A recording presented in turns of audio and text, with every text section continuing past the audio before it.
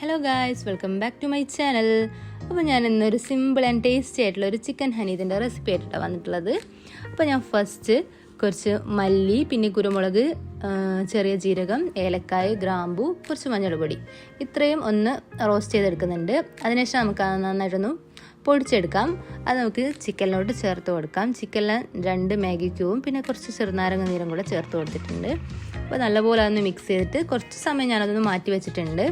പിന്നെ ഇനി നമുക്ക് ചിക്കൻ ഒന്ന് വേവിച്ചെടുക്കാം. അതിന് വേണ്ടിയിട്ട് കുറച്ച് വെള്ളം ഒഴിച്ച് കൊടുക്കുന്നുണ്ട്. ഞാൻ കുറച്ച് അധികം വെള്ളം ഒഴിച്ച് കൊടുക്കുന്നുണ്ട്. ആ വെള്ളം നമുക്ക് റൈസ് വേവിക്കാനും കൂടി എടുക്കേണ്ടതാണ്. പിന്നെ നമുക്ക് ചിക്കനൊക്കെ ഒന്ന് വെന്ത് വന്നപ്പോൾ ഞാൻ ആ ചിക്കനൊന്ന് മാറ്റിയിട്ട് അതൊന്ന് ഫ്രൈ ചെയ്തെടുക്കുന്നുണ്ട്.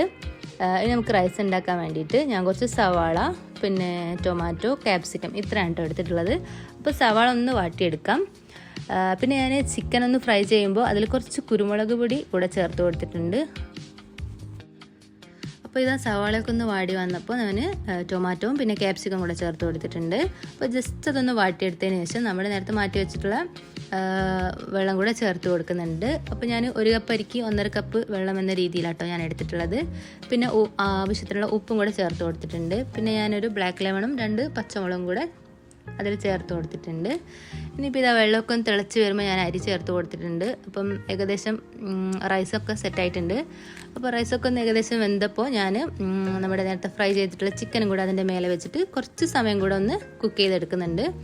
അപ്പോൾ ഇതാ നല്ല അടിപൊളി ചിക്കൻ ഹനീത്ത് ഇവിടെ റെഡി ആയിട്ടുണ്ട്. അപ്പം എല്ലാവരും ഒന്ന് ട്രൈ ചെയ്ത് നോക്കുക.